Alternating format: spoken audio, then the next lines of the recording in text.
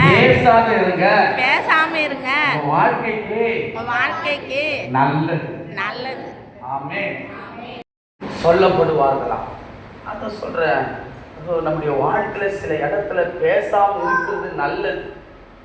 சில இடத்துல அமைதியா இருக்கிறது நல்லது. சில இடத்துல அமைதியா இருக்கும்போது பாரா நம்ம செய்யறதா ரைட்டு, அவங்க சொல்றது தப்புன்னு நினைச்சிட்டா அது என்ன ஒன்னாலும் நினைச்சிட்டு போட்டோம், என்ன ஒன்னாலும் செஞ்சுட்டு போட்டோம். ஆனா சில இடத்துல பேசாம இருக்கிற பார்த்தீங்களா, அது ஒரு பெரிய ஆசீர்வாதத்தை கொண்டு வரும், ஒரு பெரிய சமாதானத்தை கொண்டு வரும், ஒரு பெரிய சந்தோஷத்தை கொண்டு வரும்.